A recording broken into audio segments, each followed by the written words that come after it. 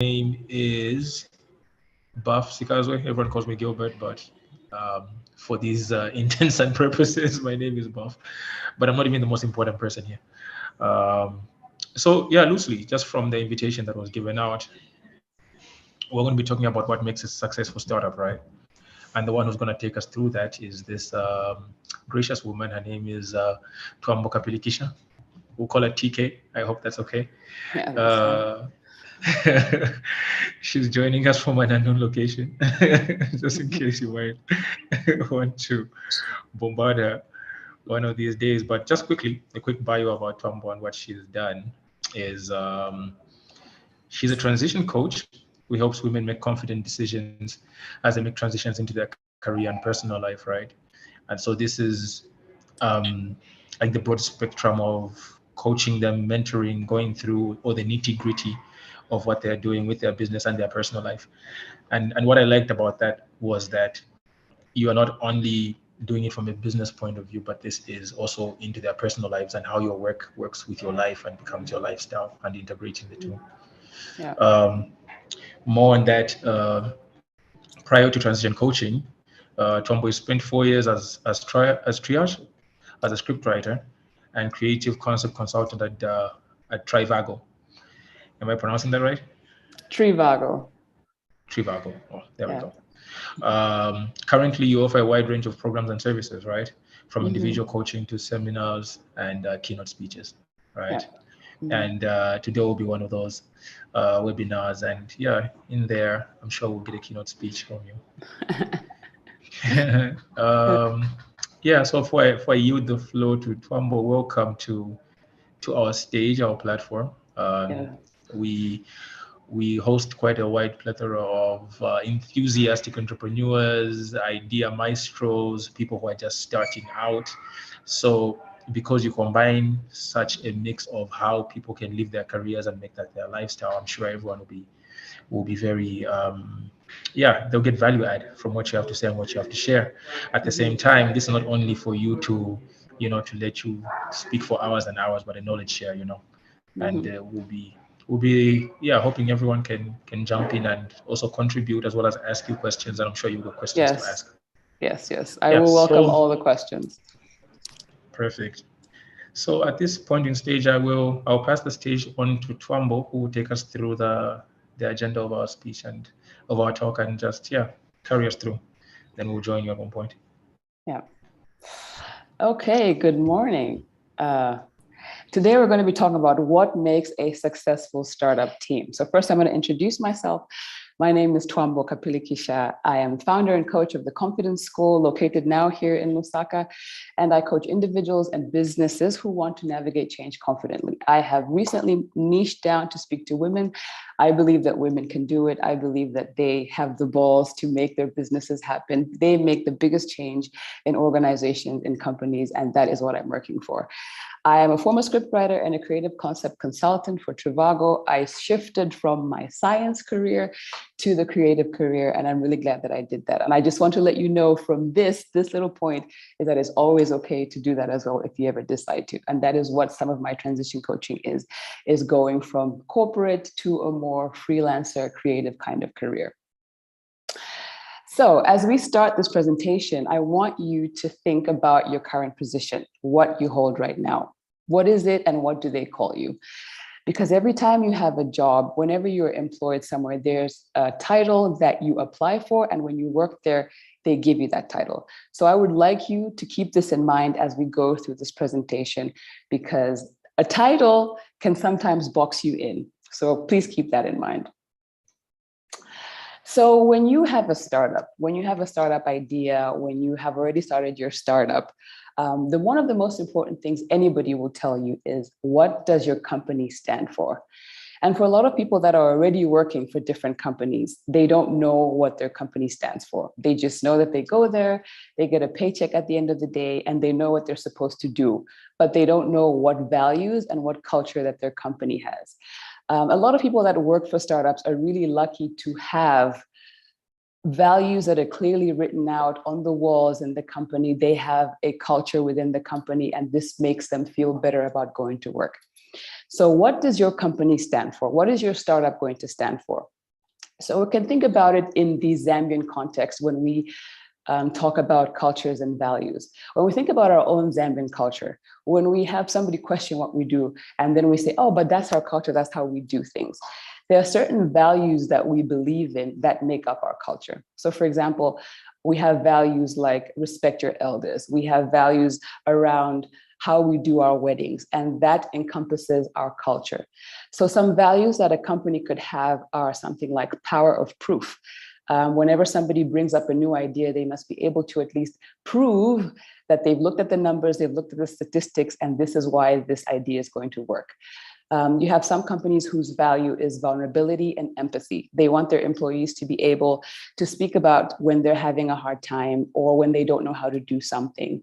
And so then you have this company culture that is more relaxed sometimes. You have a company culture that you have leaders that can approach you at any time of the day and you can have heart-to-hearts for them. So it's really, really important when you want to have a successful startup team is to figure out what the values for your company is going to be and what kind of company culture you're going to have. One thing, though, is that a lot of people think that startups are just about sitting around, eating cereal, there's free coffee, everybody's sitting on bean bags. That makes for a very pleasant atmosphere, but that's not what the culture is. The culture is basically what are the values that run the company and how can it make the team successful? So this is a very, very important thing. It's not just about the money. So to create a win-win for the company and the team, you have to ensure that the values are communicated and embedded in the company culture. One way that startups do this is they print out the values and they put them on the wall so people can see them all the time. This is very interesting because this comes up in meetings as well. When you're having a little bit of an argument with somebody, you can always say, this company, one of the values is honesty, and I feel that you're not being very honest at the moment. And to be able to communicate your values, even in the wide company communication between the employees, between the team, and from your website, from the way you write your emails, this makes the team gel a lot more, and this makes the team more successful.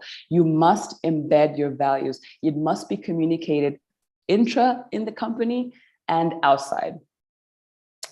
So, and now we have a mission. A mission and a purpose give direction. It creates belonging. The company that you work for right now, if you are employed in a big company or if you are running a startup, what is the mission of your startup? Now, if you think about, let's say, a startup like Slack, a lot of people are using Slack in their companies now to communicate. Their mission is to make work easier for people by making communication easier and faster.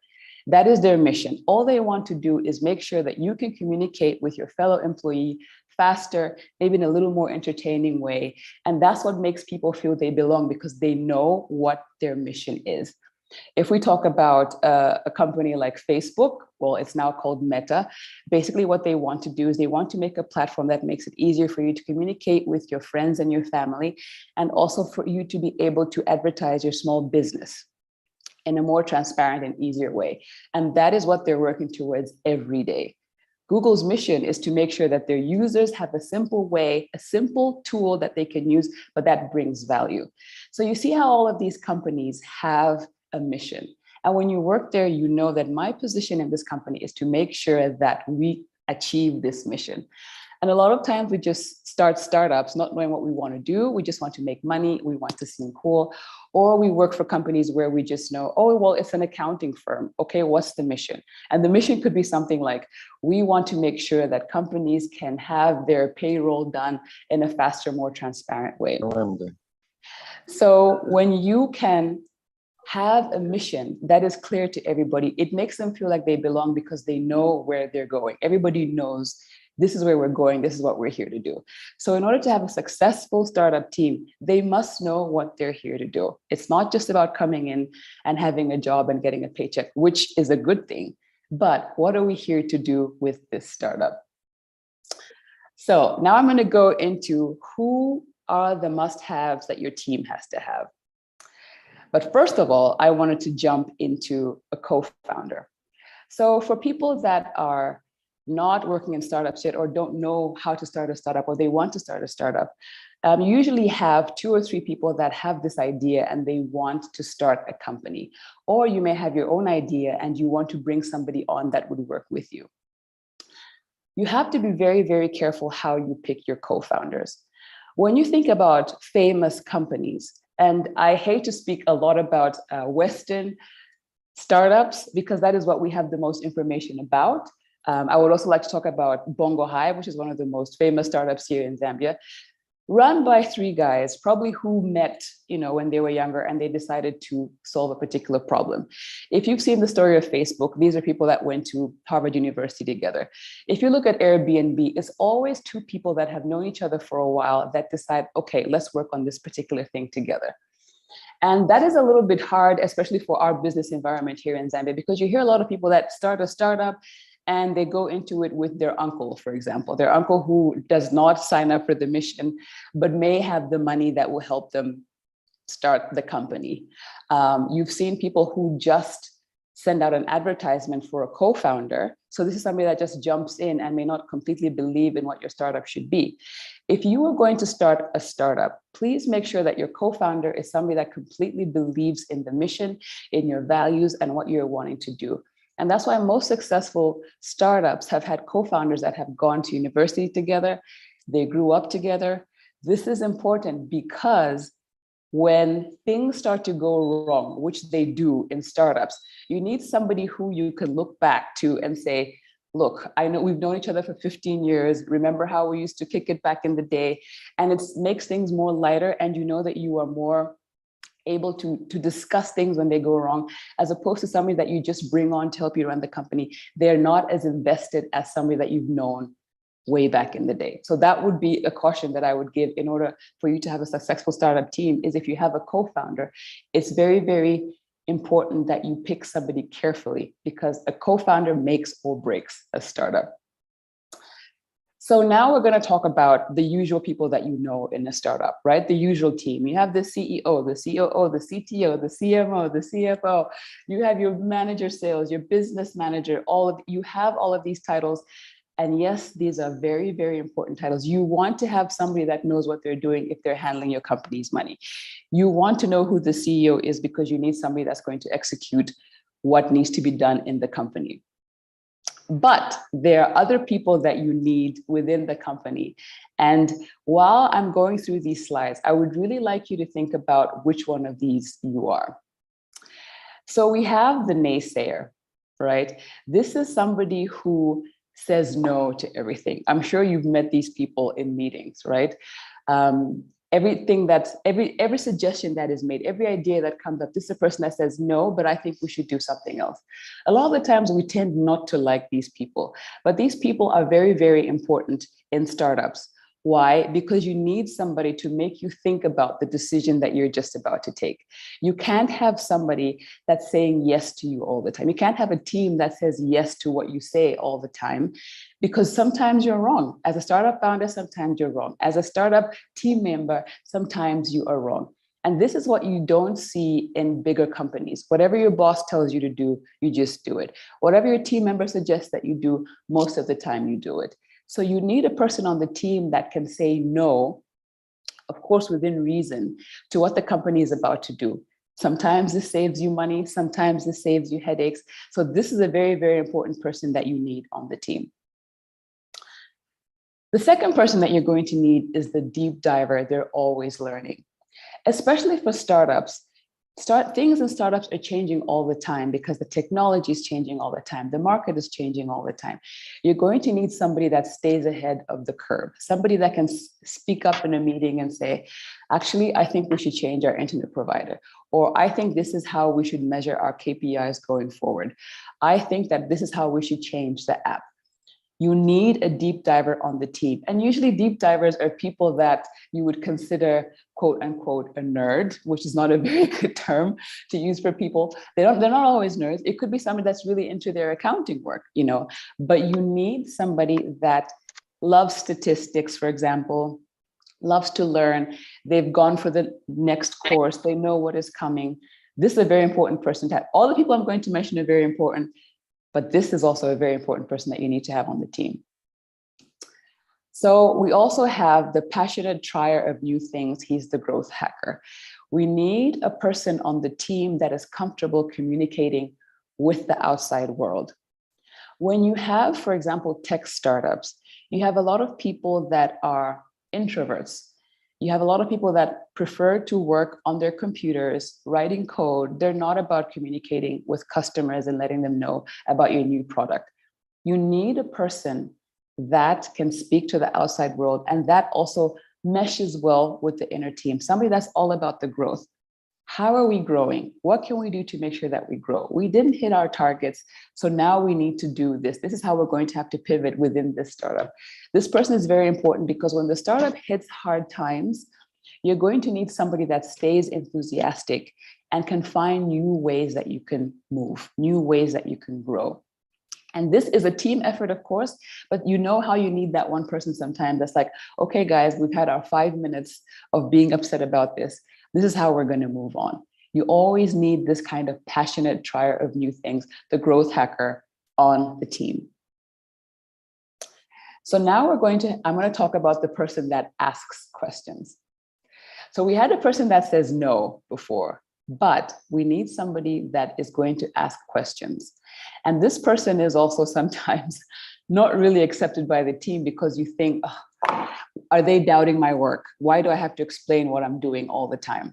But when you have somebody that can ask you, why did you do things the way you did them? And then you're able to explain back to them why you decided to do a certain thing, you can catch the different blind spot of something that you may not have done. You may think that everything was done properly, but when you have another person that can look through your work and then say, actually, this is something that you missed, or this is something you can do better. It makes the team flow better because then you don't make as many mistakes. And this is actually very similar to coaching. That's what a coach does. If you have your own plan, but the coach is able to look over the plan for you and then catch all the little blind spots that you're not able to see and then direct you in a direction that you're supposed to go. So having somebody on the team that is not afraid to say, excuse me, Mr. CEO, I know that this is what you decided, but I have some questions about this. Or excuse me, marketing manager, these few things have come up. I think we need to change this. Or could you tell me why you did this? An important thing for this is if you have this person on your team, you as a person, you also need to be able to take criticism well. A lot of people, especially in our culture, do not like to be questioned because we've all worked in companies where we have a hierarchy and where when your boss says something, that's what happens, you're not to question. So it feels offensive when somebody asks you, could you explain to me why you did this or why you decided this? It's the same in our homes as well. You never question what your parents say, what your elders say. And if you ever ask, it's a problem. But for a successful startup team, you need to be able to ask, why are we doing this? I thought we said we're not going to spend more money, but it seems that the budget is now 10 times greater. Why are we doing this now? This is also a very important person to have on your startup team to make it successful. And I want you to ask yourself, which person am I? What am I going to do? Do I know if I am a mix of all of these? This is very important to ask. So now we need the executor. So this is somebody that figures out what needs to be done and they do it. This is usually the CEO, and you need to really have this quality in the CEO of a startup. If you're thinking about starting your own startup, if you have founded a startup, you need to figure out what to do and get it done. And sometimes you need to get it done right there in the moment. A good person, a good example of this kind of person would be like James Bond or MacGyver, right? Things are happening. You need to decide right then, what do we need to do and how am I going to make this happen? Of course, you have the team that is there to support you. But usually they look to you for the final decision. They look to you for your strength. They look to you for your ability to execute what you say the startup is there to do. And so you do need an executor. And sometimes this value or this personality happens in different people, not just the CEO or in the co-founder. It could be the co-founder. It could be somebody that's in marketing. You need somebody that will be able to say, this is what we're doing. We're going to do it. We're going to figure it out. And we're going to go in and get it done. This is very, very important because startups, they start. They have to go through funding. Sometimes people want to fund them. Sometimes there's no funding. There's times when everybody sleeps in the office because they need to get the work done. Somebody has to be there to say, this is what we're going to do, and then execute. So this comes back to values and culture. So it doesn't matter what title each of these people has. Is your startup culture safe enough for people to speak up? Now, I've worked in a startup in Europe before, and it's a very, very interesting atmosphere. When I first onboarded, when I first came into the company, it was very surprising that the CEO of the company came and spoke to everybody. He had an open door policy where any time of day you could walk into his office and ask him the most mundane questions, and he had time. Of course, he had one particular day that he would do that, not every day, but it had the feeling of, it gave everybody the feeling of, when I have a problem, I can go in and ask about my work. Our managers were the same. And this was because of the values and the culture that we have. But I want to ask you, in your startup, what kind of culture and values do you have? Are you able to be there and have people come to you and ask questions? Can a marketing manager come in and say to you as a CEO, I think what we're doing is wrong? This is very counterintuitive to bigger companies or banks or something like Merrill Lynch or, let's say Zanaco. I don't think you can just walk into them. I may be wrong. If anybody works for Zanaco, please let me know if that is a policy that they have. But the values and culture are what make or break. What are the biggest things that make or break a successful startup team? Can this team take everyone's opinion seriously? Do you have a flat hierarchy, or is there a strict hierarchy where nobody can speak up? Nobody takes the secretary's opinion seriously because she's just a secretary. But there's something that the secretary sees that you're not seeing. They may have suggestions that could actually make your startup work even better. So is your culture one that people can come and say, I think this is how we should move forward in the company, or this is not working, let's go this way, or this worked really well, I think we should continue with this. So please really consider the values and the culture of your startup. And if you do go and work for a startup, for example, you're writing applications, you think, oh, this startup thing sounds really good. Please take a look at their values and their culture, or ask within the interview, what are your values and your culture, and see if you fit, because it's not all fun and games with startups. It does look like fun and games. It's very fun, but not all the time. So the most important thing to gauge is not the competency of an individual, but whether they're suited for a startup environment. That applies if they're in engineering or marketing. So this is what a startup environment is like. Imagine Airbnb. When Airbnb first started, it first started out of an idea because the guy that owns Airbnb, the CEO, Brian, he could not afford a hotel, and he was in Silicon Valley. He had to go for a conference. Him and his buddy, they owned an apartment. They said, okay, we don't have any money. Let's have people just come and stay at our house, which is the model of Airbnb. You rent out your house to different individuals at different times. But it took a very long time for this company to start up, basically, for it to be successful. And it was two guys in the beginning. It took a long time for them to hire somebody else. Now imagine that you are running this company that's not doing well, say for the first 3 or 4 years. It's just you and your partner, and you're working at being everything. You're the marketing manager, you are the secretary, you are the delivery guy. You need to know whether your personality can stand all of this, can stand this kind of pressure. If you're the kind of person that's okay with just showing up to a job and that's what you want, that's also allowed. But you need to remember that for a startup, when you're in, you are in. You need to be ready to change your job position as you go. And that gives you so much pride, because it's like a little baby that you've brought up. At the end, when you look at Airbnb, which is doing fantastic, I'm sure he's proud of what he has created, but the earlier years were not great. And the most important thing for a startup team is you need to hire people who you know can weather the storms with you. You need people that will hunker down and say, I know you've hired me as the CFO, but somebody needs to make tea for everybody because they've been working all night, and I'm going to do it. And that's what you need to know about the startup environment. Can these people stay with me, not just about their qualifications or their competency, but can they get done what needs to be done? So where do you find these people? I know you want to just put ads on Go Job Zambia or wherever, but these people are found from people that you know. You can talk to people that you've worked with before. You can ask your friends, you can ask your family. Do you know somebody that does accounting really well that you would recommend? And the side note about this is if you recommend people that are not good at their jobs, that's your reputation on the line, because you're going to be the guy that recommends bad accountants, right? But why do you ask people that you know? Because they know these other people and you can hear more about their personalities, their attitudes, instead of just in an interview. Because everybody performs for an interview, right? We come, we smile, we give the right answers. But if you hire somebody that somebody else knows or somebody else has worked with, and just ask them honest questions. So what were they like under pressure? What were they like with money? You're able to gauge, okay, I guess this person could work at my startup. Let me go ahead and hire them.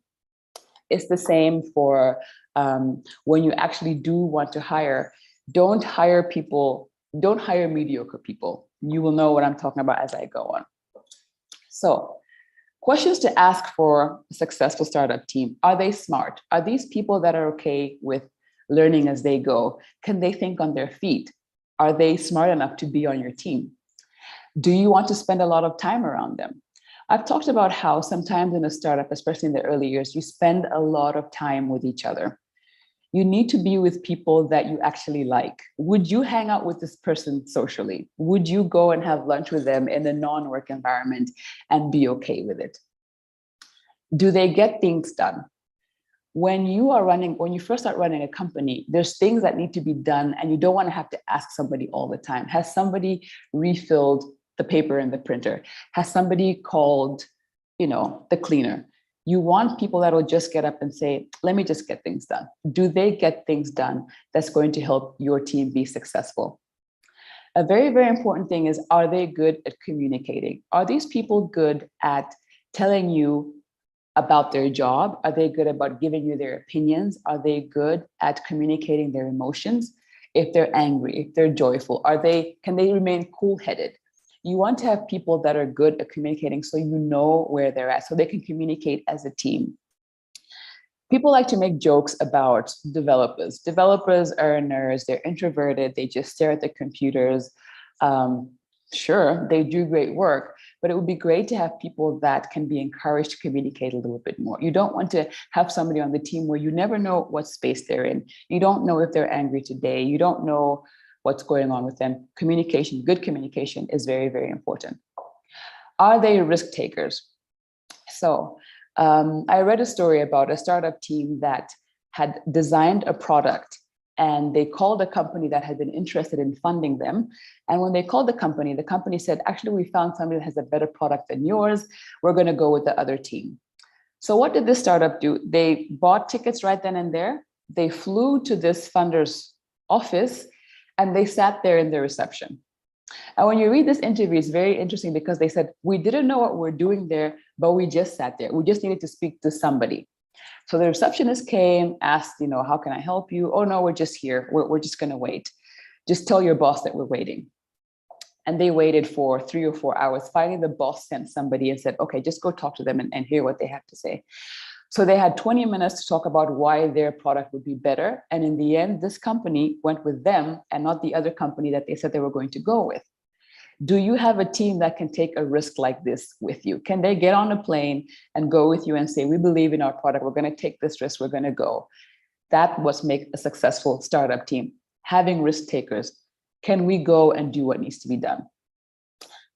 Would you be comfortable with them if roles were reversed? Let's say you're the CEO of this startup and you hire somebody for your team. Would you be comfortable with this person if the roles were reversed? If they were CEO and they hired you? Now, this is an interesting question because it makes you check your ego, right? At one point you go, well, I don't want to be under anybody. I'm the CEO. Okay, that's one thing to deal with. But you also want to hire a person that you know they would be fair towards you if they were your boss.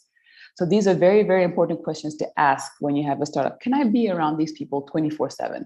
If we have to hunker down and work for months and months, do I want to be around these people? If they were my boss, would I be happy at this job?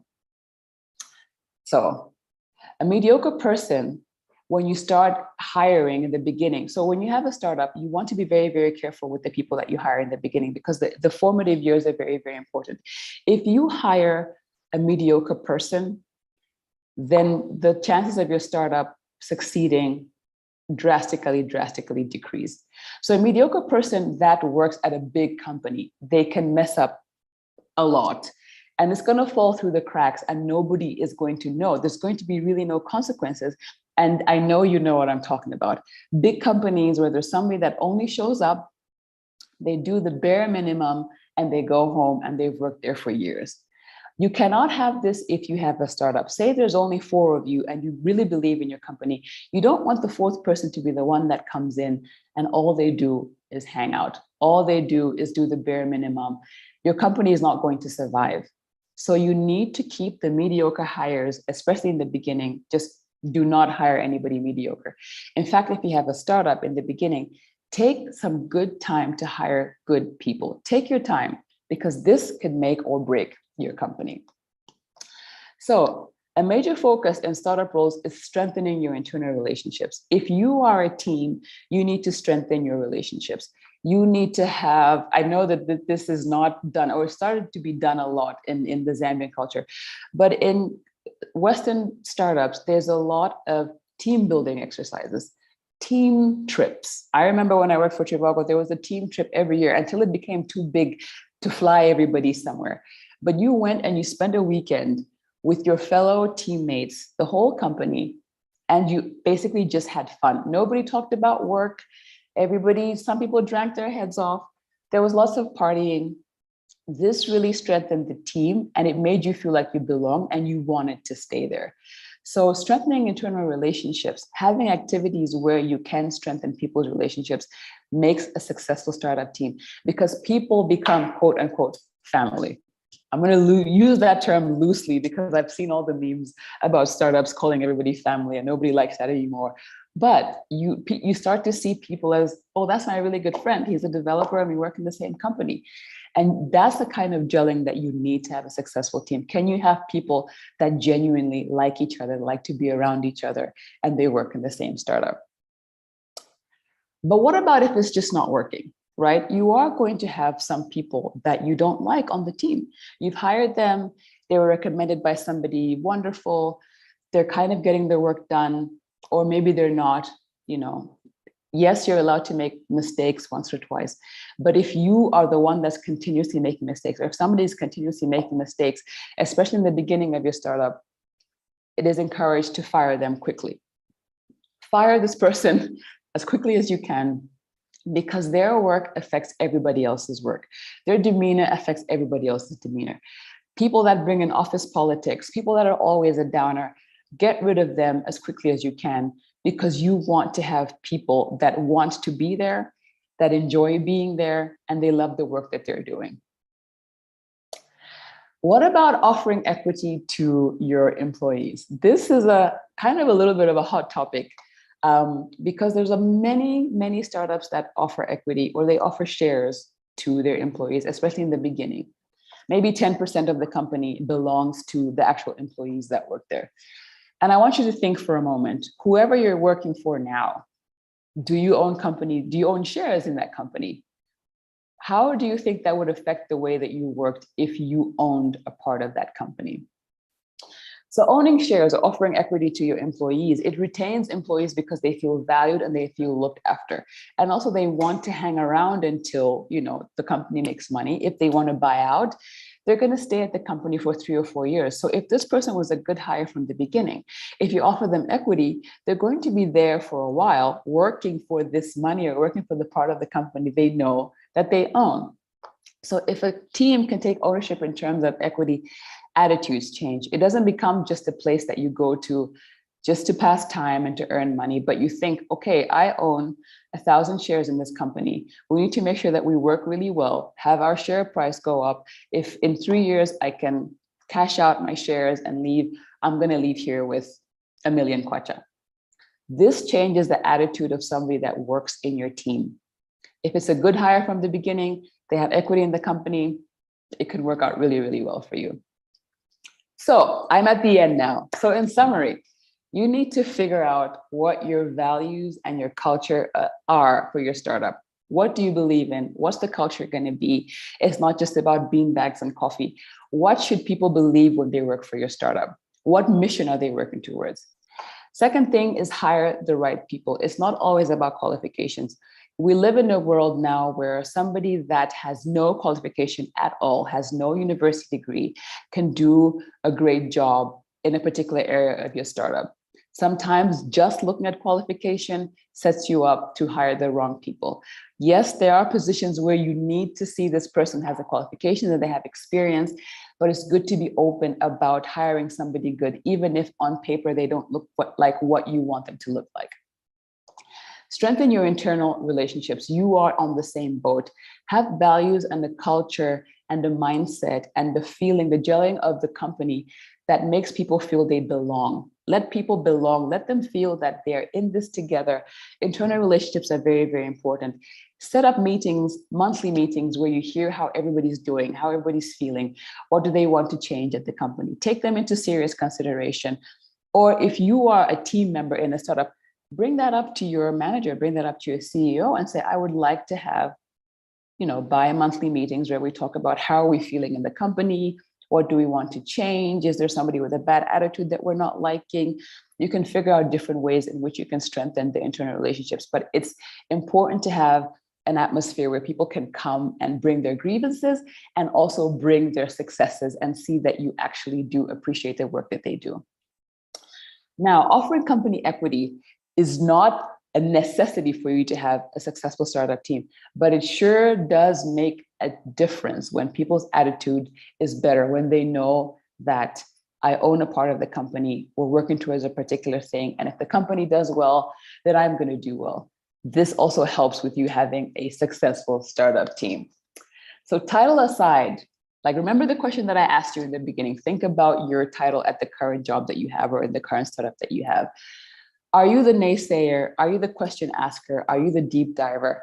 If you're unsure about what you are, please go ahead and ask your coworkers. Let's hear what they have to say. You may be surprised at what they say, or maybe you find out that you actually knew what your role is. Find out which one you are. This is a superpower. Know that if you're the question asker, people have probably been irritated with you asking questions, but the next time they are, you can let them know, I'm helping you see your blind spots. It's important that I do this. It's important that I ask all these questions. So I hope this has been helpful to help you see what role you can be and how you can use that as a superpower. And that was it. Those are my pointers for what it takes to have a successful startup team. There's many, many other factors like infrastructure, funding, but as a team, you need to have good interpersonal relationships. You need to be able to speak to one another. You need to have values and culture and a mission that you believe in order to be in this same boat and make this startup rock. So thank you so much for your time. I'm open for questions. Buff, over to you. Thank you, TK. That was good. That was good. Yeah, and I think just picking up from what you were saying, away from the brick and mortar, once you have that, you build this nice building, or you have a team and you're in the same room. How are the cogs going to begin to spin to achieve your goal? So I think a good place to start with your question, right, which you asked, which one are you of those charismas you talked about, right? Would we start with you, for your startup with Confidence School? Which one are you? Well, are you the question guy? You look like a question guy. I actually am. I am the question asker. I say, why are you doing this? How can we do it better? And this seeps into even just normal conversations with my friends. Yeah, but why? And I'm happy to say that it used to irritate my mother quite a bit, but now she's happy that I do this as a career. I am the question asker for sure. Perfect. I'm going to jump into the chat. I saw Esther had a question there. And if you need to ask, maybe for those who want the flow, you could just raise your hand up. I think it's somewhere in our reactions we should have where you can raise your hands from. So Esther was asking, she said, hello. Hi, Esther. Can one person be most of the types of people in a startup? So i.e. deep diver, naysayer, etc. in one individual. You can, especially when it's just you and your co-founder. you do have to juggle many hats, right? You have this idea, you know that this is what we want to do. So you have to deep dive at one moment, you have to ask questions at another moment. And then when your startup grows up to a certain point and you start hiring other people, you kind of start letting go of those other things that you're not so strong in, and you let somebody else take over that. So it's also important to know where you're at, who you are, what's your strongest suit. Are you a natural question asker, or are you more of a deep diver? Because then when you're making your hires, that's why you have to be careful, is that you really look at, okay, we already have somebody that really asks questions, but we don't have a deep diver. So maybe let's look a little bit more in that direction. Or I'm the executor and I need a question asker. So maybe let me hire somebody that's more in that direction. So in the beginning, yes, you're going to have to do a lot of all of it. But as you go, you start to release the responsibility. Yeah. True. And I'm hearing a bit of balance, I think, in that as well, because as a team, you want to be balanced and feed into each other's energies to synergize, right? Rather than one being MacGyver, you do everything, you know? Yeah. Yeah. All right. I thought I saw something else where we're at. Is this from Mpalenka? If I didn't say that correctly, I'm sorry. He or she was asking, how can you, at the interview stroke hire process, know whether a person would be mediocre or not? So one of the important things that they encourage when you're hiring for a startup is you actually get to do a small project with them.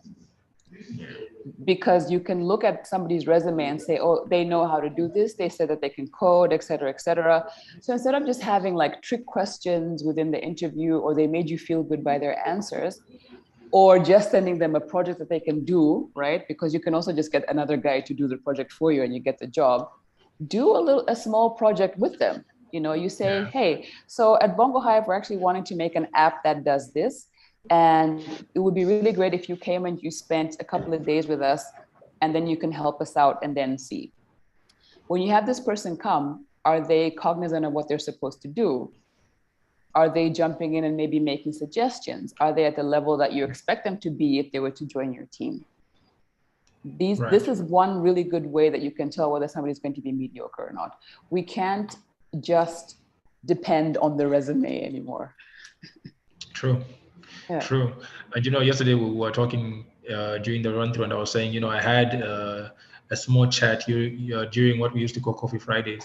And I was talking about some of the intangible things that you look for in a hire rather than just their resume or their qualification. This person has to gel with the team and synergize.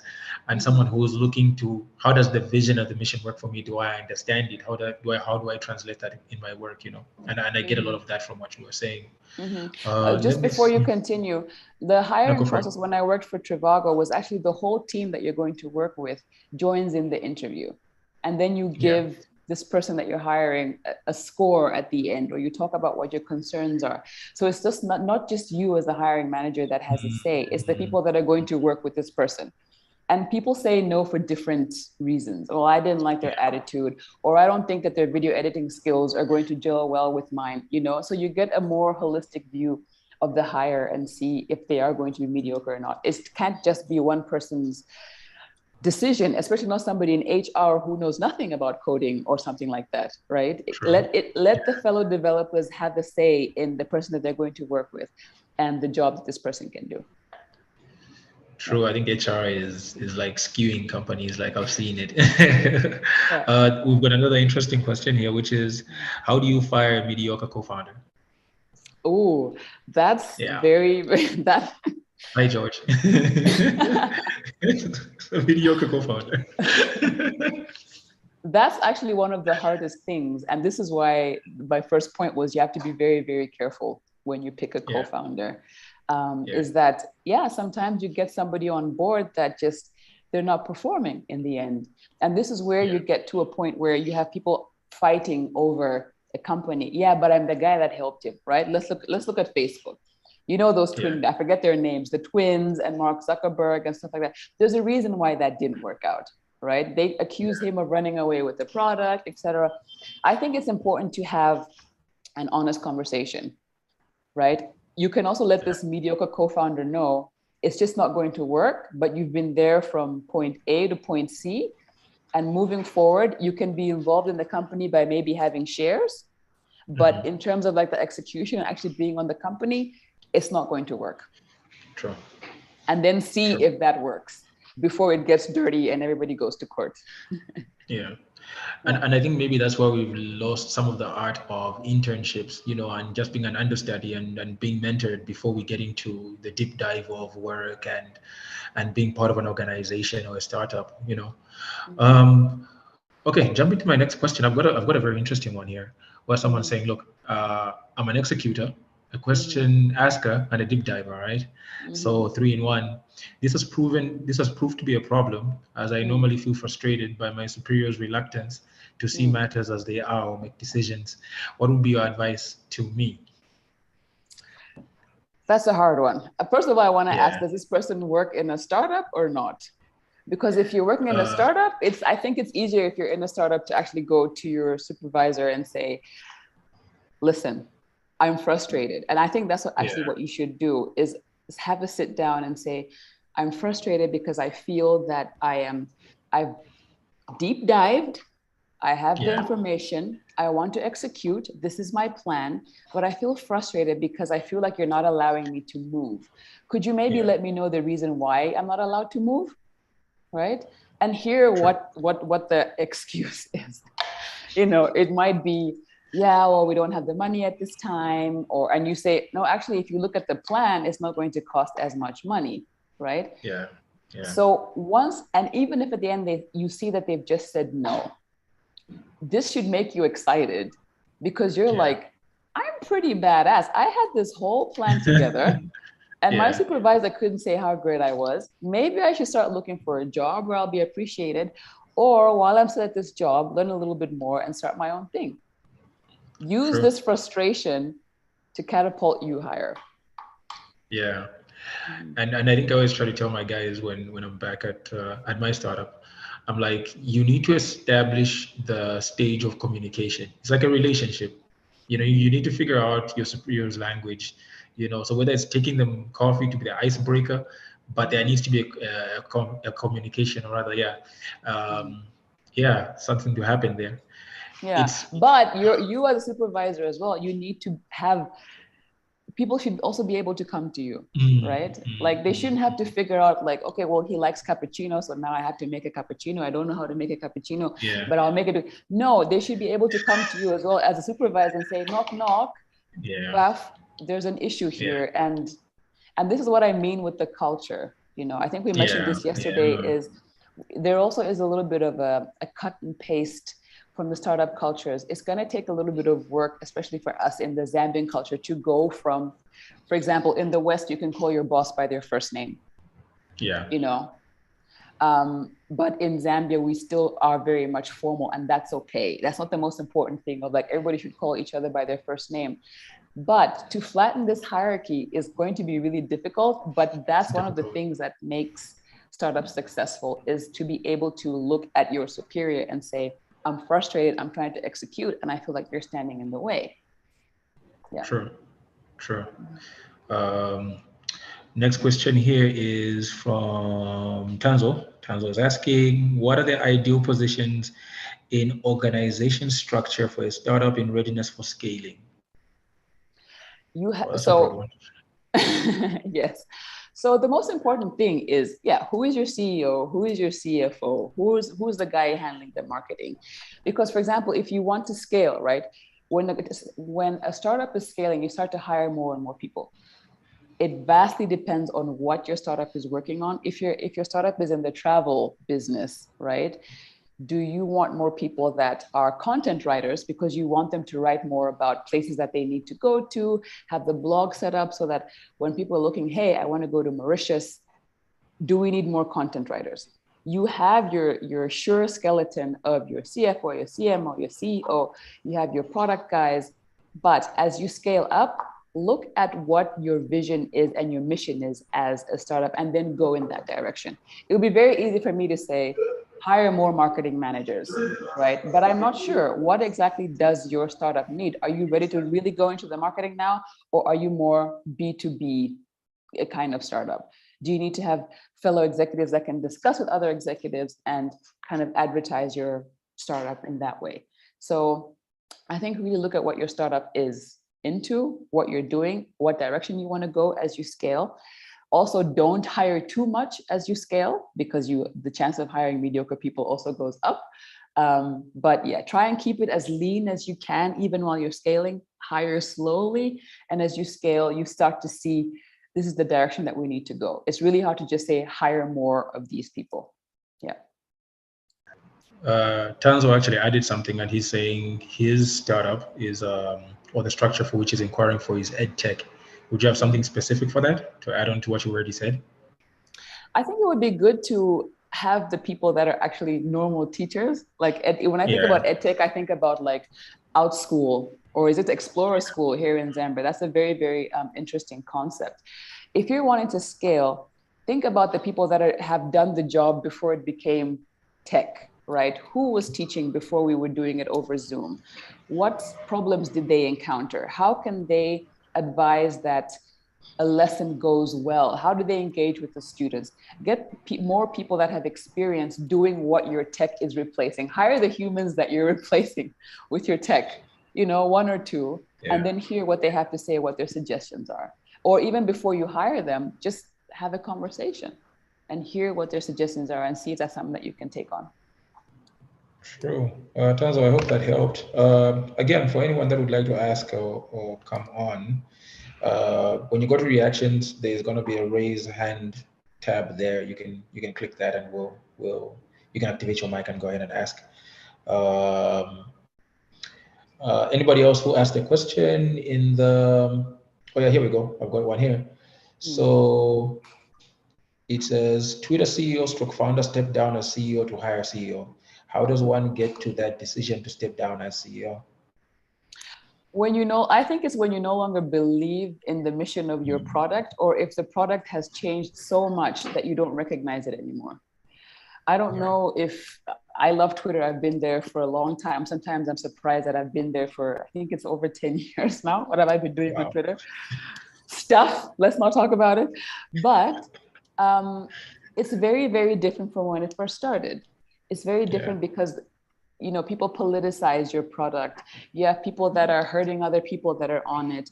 And maybe you just think, okay, I can't deal with this anymore. Or you now have new projects that you're more interested in.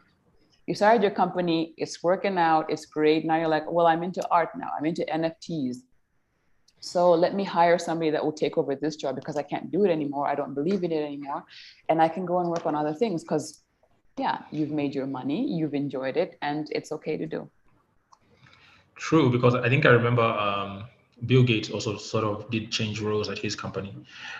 Would you also think that if you feel maybe you would like to contribute and focus on a different part of the company, maybe engineering, so that you're not so much bogged down with the desk duty, then would that also be a reason to, I guess, be, like a Swiss Army knife, yeah?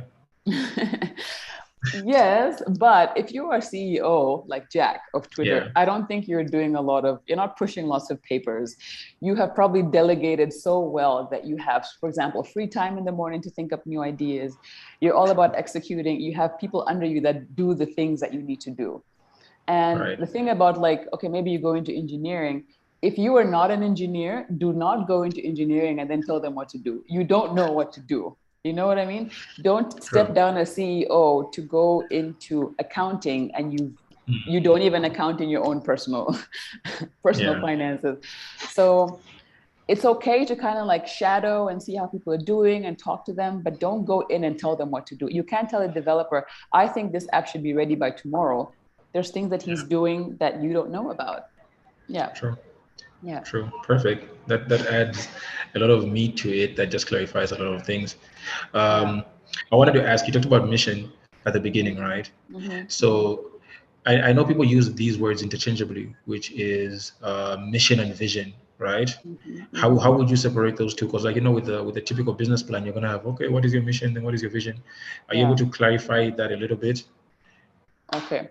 So for example, here I have a bottle of Vatra. Vatra's mission is to bring good, clean water to the average Zambian. But their mission is their vision could be that they want to make sure that every Zambian has good, clean running water in their homes. They're only starting with this mission of, okay, first drink the good, healthy, clean water. But our vision in the next 50 years is that you have Vatra quality water coming out of your tap. That is the difference. Our mission is usually like, this is what we're going for in the next 5 years. We should do this. But our vision for the future is that let's get that done. Yeah, TK, you need to do a session for like business plans, and we just go like section by section, because I'll tell you, for startups, when you're at the idea stage, the business plan is what stops like 80% of the ideas from going anywhere, they see things like mission, vision, objectives, you're like, aren't those the same things? So that'll be a topic for we'll talk to who we need to talk to, we'll do something. Okay. I just wanted to say one thing though, to like all the people that are on this call that are startup founders, they have their own startups. I would really like to see African startup founders talk more about their story in terms of, this is the hardship we had and this is how we overcame it. When you Google, the history of so-and-so, the history of Flutterwave, you just read, oh, okay, Flutterwave was started in so-and-so and its vision is to do this.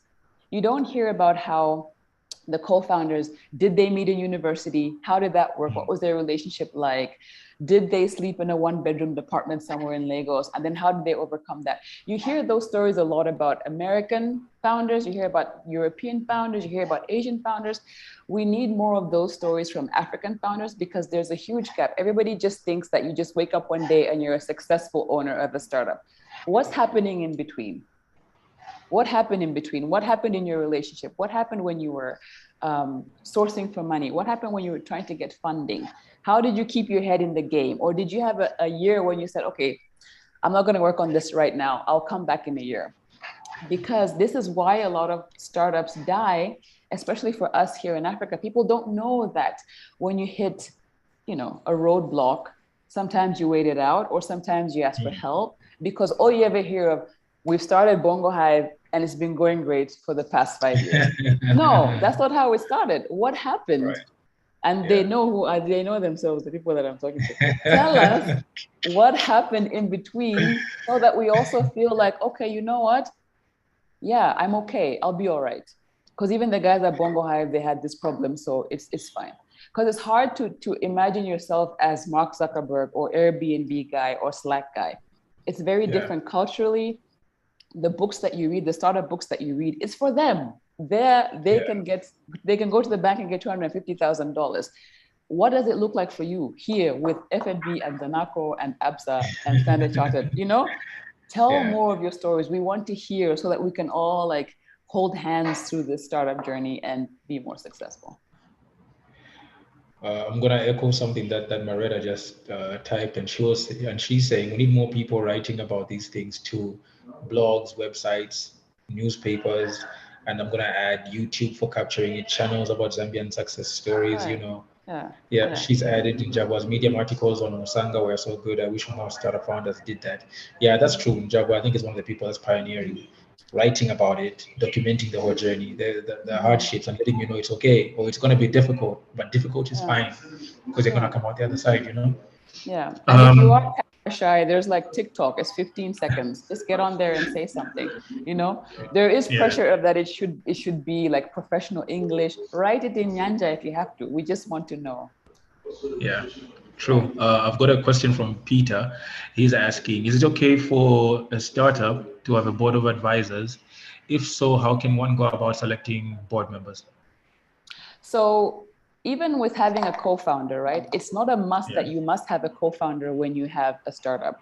Especially if you don't have a co-founder, a board of advisors is very, very important. And I think that's what Bongo Hive does really well, is if you have an idea, you can bring your idea to Bongo Hive, and you have different people in different industries that can look at it and say, hey, I'm interested, or you can get mentors, How do you pick the board of it? This is you also interviewing people, right? It's not just about getting somebody that has the money or you feel they have the title that can help you.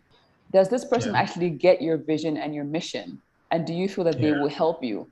And it doesn't have to be somebody that agrees with you all the time. Somebody could say, I believe in your vision, in your mission, but I don't agree with these things. Do you want me on the board? And this person would be your naysayer, right? Yeah. This person would be the naysayer on your board. So reach out to places like Bongo Hive, right? Come over here and say, listen, I've got an idea. I'm looking for board members. Who do you know in the industry that would understand this, or that you would say, okay, they actually get it. Let me talk to them. It's a little bit about the interview process. Talk to people. You have to get comfortable with talking to people, and even if they don't believe your idea, move on. Nobody's going to, not everyone's going to agree with your startup idea, but to have board members, you have to speak to people, and speaking to them is you interviewing them too, to see if you want them to be on the board. True. Yeah. And there's something you talked a lot about culture, and I just wanted to add to what you're saying, that communication is the vehicle that carries culture to result into values. So you don't make values by pasting them on a wall. That's the first step of writing them on the wall, but this will come from you talking to your colleagues to establish that synergy, to find out, okay, at what wavelength is this person working, and those kind of things. Esther added something here. She was saying, and I think what she meant to say is, any advice on books about startups? She's saying, I'm always saying this won't work here, but it works there. So I don't know, what advice would you have on books for startups or any literature material? There's so many books out there on startups. What I would recommend actually is looking at what companies you believe in, that you interact with every day. So what phone do you have, right? Have you used Airbnb before? What kind of computer do you have? The things that you use every day, Google who are their founders and then read their story. Some of them may have books, some of them not. Some of them may just be on YouTube. I'm not going to sit and say, read this book and this book and this book and this book, because as I've said before, that would be very much copy and paste. The advice is great, but in order for you to feel more of like a sense of belonging, think about, okay, I have a Samsung. Do I know what country that comes from? Who owns Samsung in South Korea? And what is their startup culture like? Or what is their way of doing business? You actually find that South Korea has a very similar culture to ours, where there's respect for elders, etc. It's only recently that the startup culture has also taken off there, but they're finding it hard too. But they're still very successful. So what are their business practices that makes them successful outside of the American standard of startups? So I would say, I'm not going to recommend books, but I'm going to recommend that you look at the everyday things that you use. I'm drinking Vatra. Who owns Vatra? How do they work? Do I even know their names, right? Then that will make you more interested in, oh, okay, they're actually local. This is their model of business. And what can I learn from them? And that's how we can go away from just thinking, well, I want to be the next Mark Zuckerberg. Like, no, it's not how it's going to work. True. Esther, I hope that helps. What am I saying here? I'm seeing something here that says maybe two parts. One is the founder's dilemma, and two, how Google works. So, founder's dilemma, right? How do you find someone that will synergize with you, for lack of a better term, for an idea that you may have, or if you want to share an idea, the two of you? How do you sort that out? So if you look at the biggest startups, the biggest companies right now, it's always somebody that they went to university with, right? So you have people that you went to Harvard with, you went to Stanford, but those are schools over there. Yeah. Here, when we go to school with guys at UNZA, where are the guys that we went to UNZA with? Where are they now, right? Are there projects that we work together with at school that we can say, you know what, I really liked how that guy thinks? I think a mistake that we make here is that once you're done with school, you're gone. Okay, that guy went this way, you went that way. I have an idea. Also, our idea thinking process is not so great. We're very much, let's go to school, get the grades and get out of there, right? So if you want a founder or a co-founder that's going to synergize with you, most importantly, think, can I work with this person for 10 years at least? Do I like their attitude? Even if I don't like their attitude that much, do I know this guy can get the work done? But even if they're getting their work done, you're going to spend lots of time with this person. And I know that sounds very fluffy, right? People want to hear, that person must also be from Harvard and this. But the interpersonal relationship is often what holds together a startup when things are not going well. Think about if things are not going well, and if we owed the bank 1 million kwacha, do I want to owe the bank 1 million kwacha with this guy? Right. Yeah. Mm-hmm. Okay. So Bongo gave us some referrals in terms of books. So those were the Very two. good. Yeah. One is How Google Works. The other one is Founder's Dilemma. I think I've got that correct. I've got a question from Facebook as well, from Elton. So Elton is asking, I am starting a classified ads marketplace, and I would like it generating at least 500,000 kwacha per month after 6 months, right? Any help on how I can make this happen? Wow. Yeah. That's a very, very broad question. And Yes, I think that it's a very, very good idea. It sounds very similar to something called eBay Kleinanzeigen that they use in Germany. It's a very, very good idea. What do you have in place that's going to make sure that that happens? Do you have a plan of how you see that happening? We would have to really get into detail of how you can make that happen. Do you have a team? Are you solo? Is that too high of an expectation? Is that too low of an expectation? How do you plan on making your money? Perhaps you can have a conversation outside of this meeting. I cannot go into like, oh, this is what you have to do. There's so much that can go into all of that. Yeah. So many parts. But Elton, you can get in touch with Bongo Hive, who will put you in touch with TK, and TK's got a confidence who you can apply for one of our programs, and she'll get you straightened out. She'll get you straightened out. Yes. I've got another one from Facebook from Edwin. So Edwin says, as a tech startup founder, I really look forward to sharing company background history. I'm really amazed about everything that has been pointed out here. So I think Edwin is just saying that he's a tech startup founder who's enthusiastic about sharing company background history. Yes, that would be awesome. We want to hear how you're doing. Yeah, we want to hear what you're doing, what went wrong, because we can't just share successes, right? That's what makes people depressed, and they jump off their startup idea when they could have just talked to somebody. So we really need people to talk more about it. Yeah. There's this thing that we have going on in the community called I Blew It Night, which is where founders come to share stories of when something didn't work out, which melted down. How did they blow that? What happened? How traumatic was it? How did you get out of it? Are you out of it?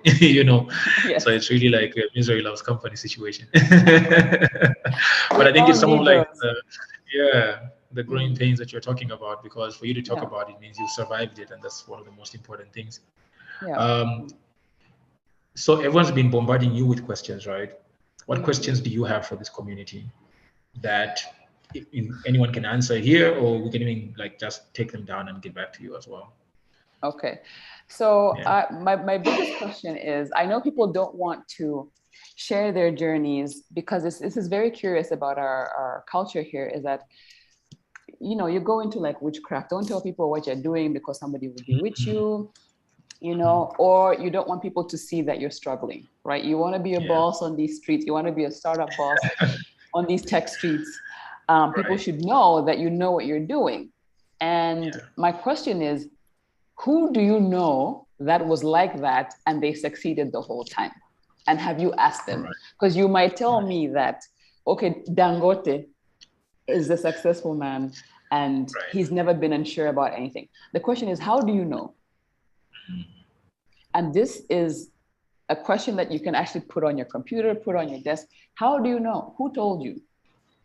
Who told you that nobody struggles? Why can't you open up about what's going wrong? Why don't you ask more questions? Ask people for advice. There's nothing wrong with, hey, I'm having problems with my marketing. Do you know somebody that could help me with my social media marketing? Do you think I should do social media marketing? That's what spaces like Bongo Hive are like. Or you can just open a group with fellow founders. You open a WhatsApp group. You do like a meeting thing where you have the time to actually deep dive and say, okay, guys, I'm struggling with this. But also when you are giving advice as the founder who has been successful with whatever, it's very easy for us to also talk down to people, you know. Always imagine that the person that's asking you the question, if the roles were reversed, would you want them talking to you the way you have talked to them? So my question for people that have startups would be, who told you and how do you know? Right. Yeah. Right. And that's really food for thought, you know. Yeah. Because we make so many assumptions, and really, I think being a startup is really about its experience. You really have to go through it regardless of what a book says and all those things, so that you can write your own book, you know. Yes. Go for it. I wanted to ask, maybe as we come closer to ending, right? Your definition of a startup. What is your definition of it? What is a startup? A startup is a company that has a great idea that you know will change your country, change your community, change the world. And the founders really believe in it. Yeah. That's the idea of a startup. So a fashion label could be a startup, you know. Yeah. More sustainable fashion. It's not always about like, we want to make an app that does this. It could be, you know, for example, this is a lovely dress made by Mangishi doll, for anybody that's wondering. This could be a startup, right? Her vision could be making wonderful Western looking clothes or styles or versatility using African cloth, because she, in 5 years' time, wants everybody to be more proud of Chitenge wearing. Right. She probably started the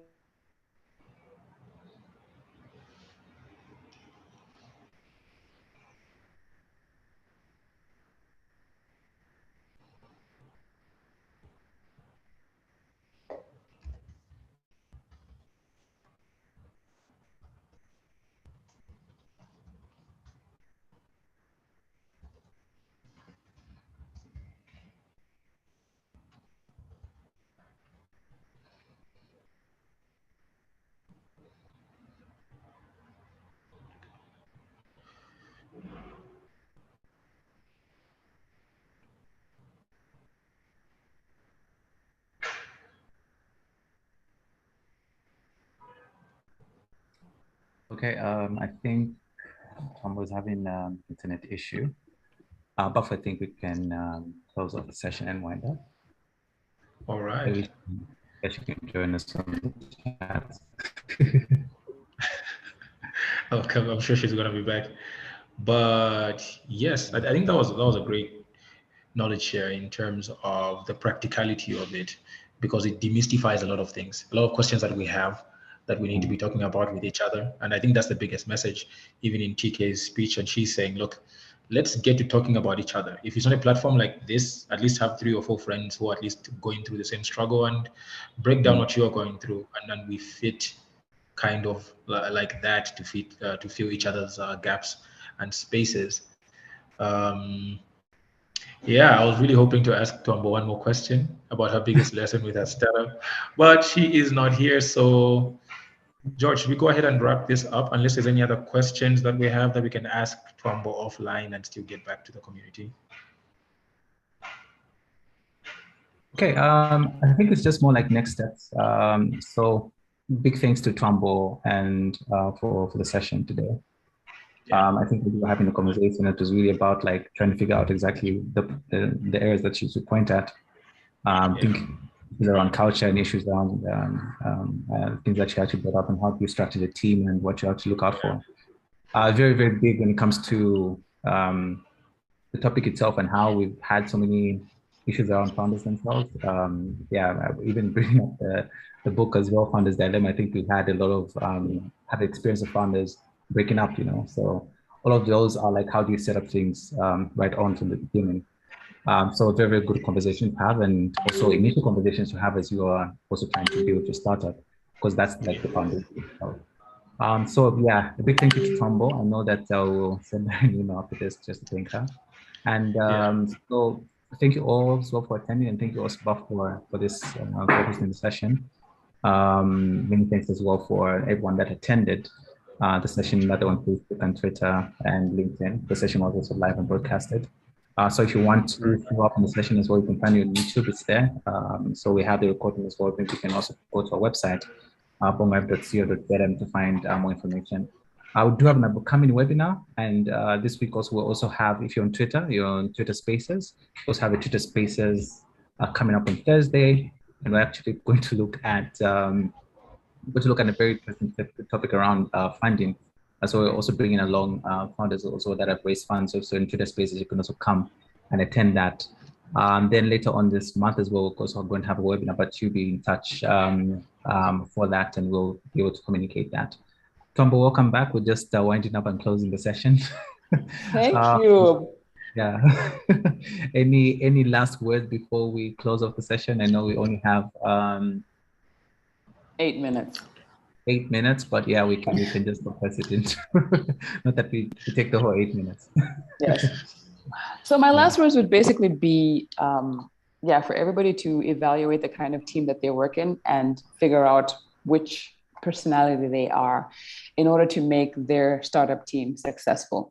I've talked about the different things that could be done, but you need to know who you are, which one you are, and communicate well with your team about what needs to be done, how you can do it better, and then move on from there. If you are not working in a startup, you can still use your position, you can still use your personality to help your non-startup team do better.